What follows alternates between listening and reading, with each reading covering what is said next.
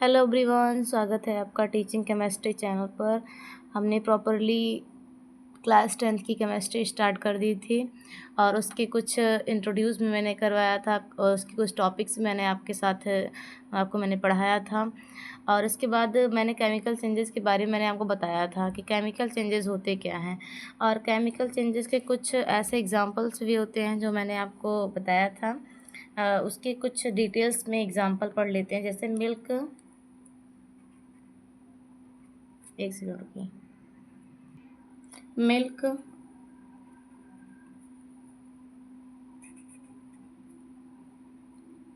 Milk से curd कैसे बनती है, ये मैंने आपको बताया था कि कैसे बनती है। उसके बारे में हम आज डिटेल्स में पढ़ लेते हैं। ठीक है। सॉरी, आज मेरा थोड़ा स्केच ठीक नहीं है, पता नहीं कैसे सूख गया है। तो कर्ड फॉर्मेशन हम पढ़ेंगे आज। ठीक है, कर्ड फॉर्मेशन क्या पढ़ेंगे? Curd formation.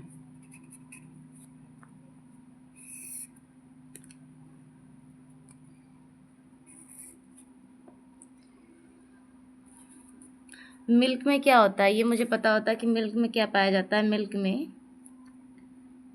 लैक्टोज होती है, ये मुझे पता होता है। मिल्क में क्या पाई जाती है? मिल्क में लैक्टोज पाई जाती है। तो जब मिल्क में लैक्टोज पाई जाती है तो उसमें मिल्क शुगर होता है, ये मुझे पता होता है। मिल्क शुगर होता है उसमें, मिल्क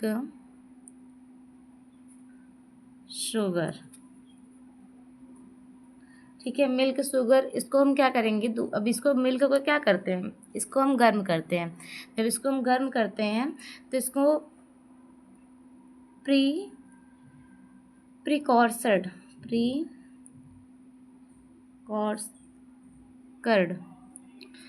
इसको प्रिकॉर्सर्ड करते हैं। दैट मीन्स कि अगर हम बात को समझें कि क्या करते हैं, तो इसमें जो बैक्टीरिया होती है, जो दही होती है, दही में बैक्टीरिया पाई जाती है। तो दही में जो बैक्टीरिया होती है, दही में मेरा क्या पाया जाता है? लैक्टोबैसिलस पाई जाती है। क्या पाई जाती है? लैक्टोबैसिलस पाई जाती है। तो इसमें जो दही होती है, दही में लैक्टोबैसिलस पाई जाती है। अब बैक्टीरिया है, लैक्टोबैसिलस क्या होता है? बैक्टीरिया है।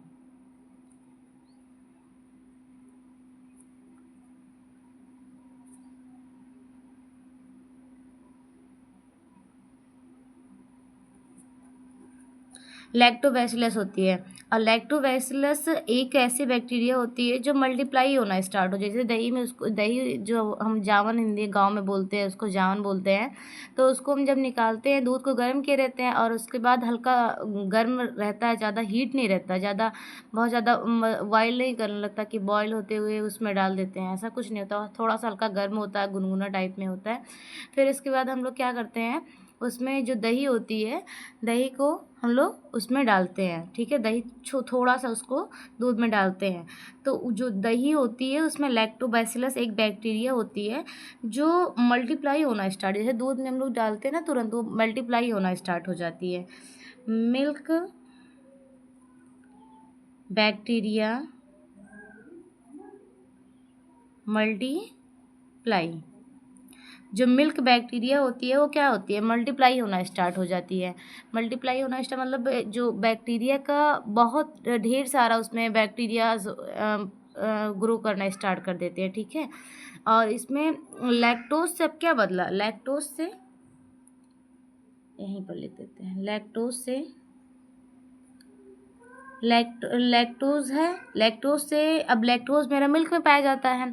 लैक्टोज से अब क्या बदलेगा? लैक्टोज से लैक्टिक एसिड में कन्वर्ट होगा। किस में कन्वर्ट होगा?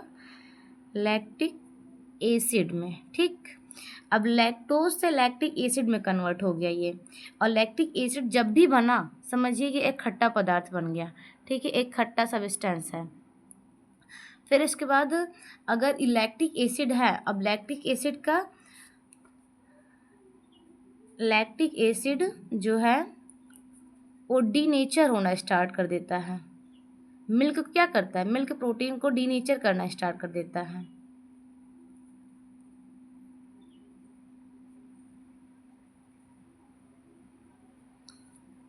प्रोटीन कर देता है।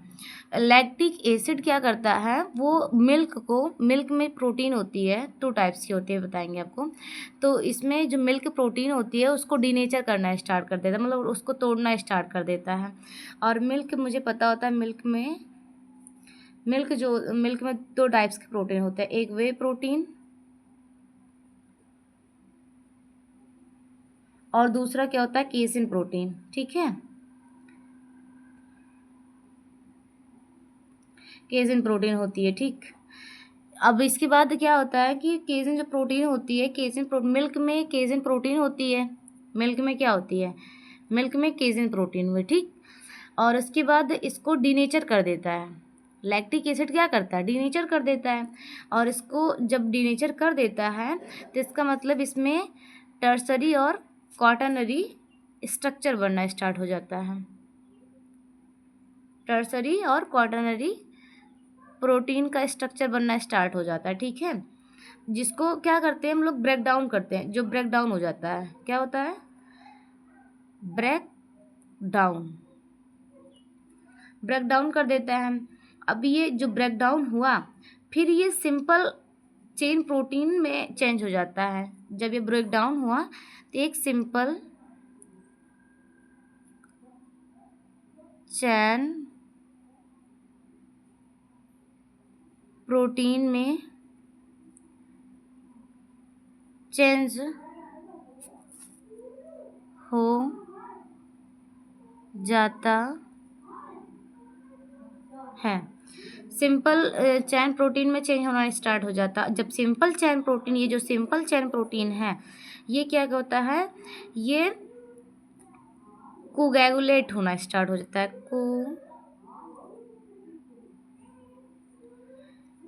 कोगुलेट होने लगता है, भी होने लगता है।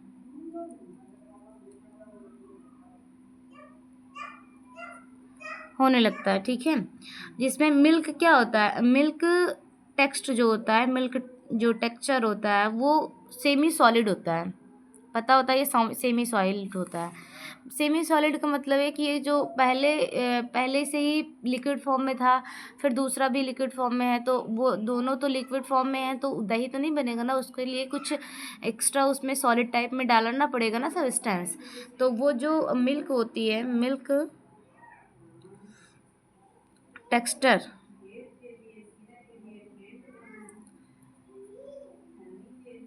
सेमी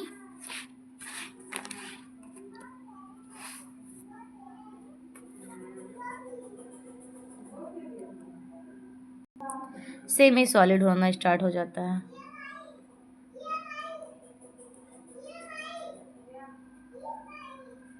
सेमी सॉलिड बन जाता है। ठीक है, ये जो लैक्टिक एसिड होता है, लैक्टिक एसिड के कारण ही जो टेक्स्ट होता है उसका टेक्स्ट श्योर, वो टेक्स्ट टू कर्ड में कन्वर्ट हो जाता है। ठीक है, लैक्टिक एसिड के कारण ही क्या करता है, जो टेक्स्ट होता है लैक्टिक एसिड से ही, लैक्टिक एसिड से टेक्स्ट शर में टेस्ट टू कर्ड में कन्वर्ट होना स्टार्ट हो जाता है। ठीक है, अब बात समझ गए आपको। देखो आप इसको समझो, लैक्टिक एसिड से एंड टेक्सचर है उसमें टेक्स्ट कर्ड में चेंज होना स्टार्ट हो जाता है। अब इसके बाद जैसे अब ये केमिकल चेंजेस हुआ कि नहीं हुआ, ये केमिकल चेंजेस हुआ, क्योंकि इसमें केमिकल चेंजेस इस प्रकार से हुआ कि जो लैक्टोज है, लैक्टोज था पहले से, ये मेरे पास क्या था, इधर देखिए, ये पहले मेरे पास क्या था, एक लैक्टोज था। ठीक है, लैक्टोज था, पहले मेरे पास क्या था, लैक्टोज था। लैक्टोज में क्या होता है, मिल्क में लैक्टोज होता है, ये मुझे पता होता है। लैक्टोज से लैक्टिक एसिड बन रहा है, तो दैट मीन्स कि अगर हम बात को समझें कि जो लैक्टोज था, लैक्टोज से लैक्टिक एसिड बना, इसका मतलब इसमें केमिकल चेंजेस हुए है कि नहीं, इसमें केमिकल चेंजेस हुए कि नहीं हुए, इसमें केमिकल चेंजेस हुए, एक नया सब्सटेंस बना। जो मेरा पहले सब्सटेंस था उस वो लैक्टोज तो था नहीं मेरे पास, लैक्टोज तो है नहीं मेरे पास, अब लैक्टिक एसिड में कन्वर्ट हो गया है। तो इसका मतलब है ये अपना जो ओरिजिनल सब्सटेंस है वो अपना खो देता है, ओरिजिनल सब्सटेंस को खो देता है, एक नया सब्सटेंस का फॉर्मेशन कर लेता है, फॉर्मेशन ऑफ न्यू सब्सटेंस, ठीक है, एक नया सब्सटेंस का फॉर्मेशन कर लेता है। और इसमें जो ओरिजिनल सब्सटेंस जो पहले मेरा लैक्टोज था उसको ये खो देता है, ठीक है।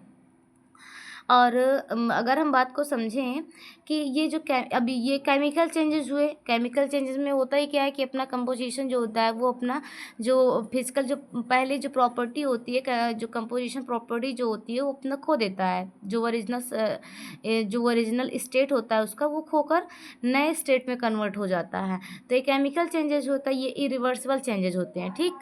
और ये कर्ड फॉर्मेशन होती है, ये बहुत ज़्यादा इंपॉर्टेंट टॉपिक होती है, क्लास 10th के लेवल से बहुत ही ज़्यादा मतलब बहुत ही ज़्यादा इंपॉर्टेंट, मोस्ट इंपॉर्टेंट टॉपिक है, बिकॉज इसमें बहुत सारे ऐसे मतलब क्वेश्चंस पूछे जाते हैं वाइवा में, या फिर ऐसे बहुत सारे ऐसे एग्जांपल्स आ जाते हैं, तो उसको एक्सप्लेन करने के लिए हमें पता होना चाहिए कि क्या होता है लैक्टोज, जो कर्ड फॉर्मेशन होता है वो कैसे होता है। और जैसे लोहे पर जंग लगती है, लोहे पर जंग कैसे लगती है?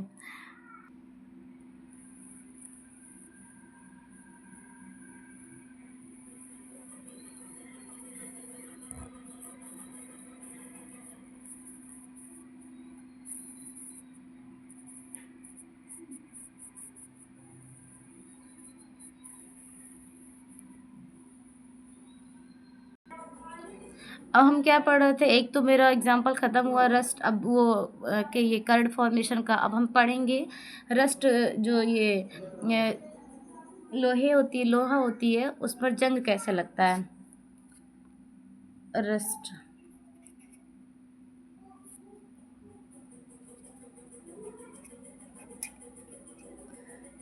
ठीक है, तो इसमें क्या होता है कि लोहा जो होता है, लोहा, बात को समझें, ये जो लोहा होता है, रस्ट से क्या होता है, लोहे पर जंग लगना स्टार्ट हो जाता है। तो जो लोहा होता है वो लोहे मतलब यफी है, ठीक है।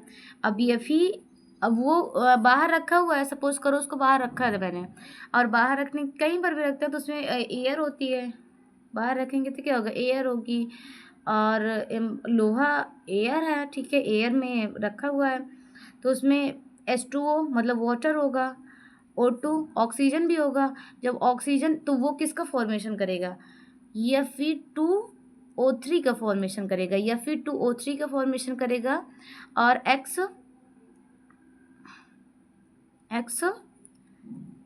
H2O, ठीक है।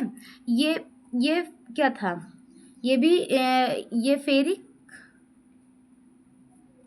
फॉर्मिक ये फेरिक ऑक्साइड बना लेता है, ठीक है, ये फेरिक ऑक्साइड बना लेता है। और इसके बाद हम लोग अब इसमें जैसे ये जो मेरा पहले Fe था, अब Fe से मेरा किस में कन्वर्ट हो गया, Fe2O3 में कन्वर्ट हो गया। तो दैट मीन्स कि अगर हम बात को समझें तो इसका मतलब है कि ये जो है ये पहले जो मेरा पहले का जो सब्सटेंस था, पहले ओरिजिनल अपना सब्सटेंस खो दिया, नए सब्सटेंस में कन्वर्ट हो गया। तो ये जो नए सब्सटेंस में कन्वर्ट हो गया मतलब ये भी केमिकल चेंजेस हुआ।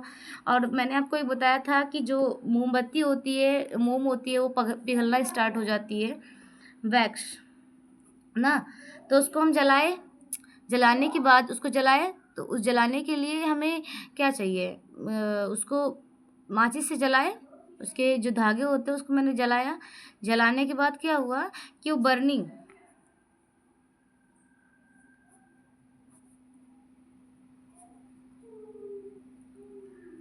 हुई, ठीक है, वो जलना स्टार्ट हुई।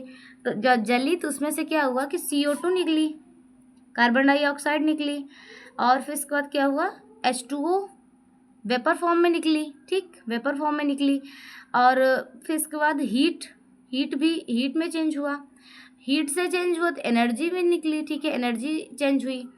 और इसके बाद ये केमिकल चेंजेज हुआ कि नहीं हुआ, अपना जो ओरिजिनल प्रॉपर्टी होती है इसकी, ओरिजिनल सब्सटेंस की जो ओरिजिनल प्रॉपर्टी होती है ये अपना खो देता है, ठीक है, नए नए सब्सटेंस में कन्वर्ट हो जाता है। इसका मतलब ये केमिकल चेंजेज होते हैं। केमिकल चेंजेस जैसे अगर फिजिकल चेंजेस की बात करें, फिजिकल चेंजेस मैंने आपको एग्जांपल बहुत ढेर सारे समझाए थे। बर्फ़ से पिघलना, बर्फ़ है उसको मैंने किसी उसमें फ्रीज़र में लगा दिया, पानी है उसको मैंने किसी फ्रीज़र में रख दिया। हम लोग वाटर बॉटल क्या करते हैं, कभी कभी क्या उसको ले जाकर उसमें फ्रीज़र में रख देते हैं, तो काफ़ी टाइम तक अगर रखा रहता है तो उसको जैसे हम बाहर निकालते हैं तो उसमें आइज़ अब लग जाती है, मतलब वो जो वाटर है, वाटर किस में चेंज हो जाता है, आइज़ में चेंज हो जाता है। फिर उसको हम बाहर रख दिए। अब ये रूम टेम्परेचर है, वो नॉर्मल वो हाई टेम्परेचर तो नहीं है कि तुरंत पिघल जाएगा, लेकिन उसमें हम ज़्यादा ठंडी भी नहीं है कि कुछ टाइम के लिए रखा रहेगा, लेकिन जैसे हम उसको रूम टेम्परेचर पर रखते हैं तो वो पानी में फिर से पिघलना स्टार्ट हो जाता है, फिर से उसी फॉर्मेशन का मतलब उसी पानी में चेंज हो जाता है। मतलब इसका मतलब हम समझें, वो जो मेरी ओरिजिनल प्रॉपर्टी थी वाटर, क्या थी ओरिजिनल प्रॉपर्टी, वाटर थी। अब वाटर से किस में चेंज हुई, वाटर से चेंज हुई आइस में, फिर से जब उसको मैंने बाहर निकाला फिर से वाटर में चेंज हो गई। तो मतलब ये अपनी जो ओरिजिनल प्रॉपर्टी थी, ये अपनी original property is not lose, अपनी प्रॉपर्टी को नहीं लूज़ किया। ठीक है, समझ में आया आपको? और अगर कोई समस्या होगी, कोई अगर डाउट होगा तो क्लियर करने के लिए कमेंट सेक्शन में कमेंट कीजिएगा, आपके डाउट को हम क्लियर करेंगे। Thank you.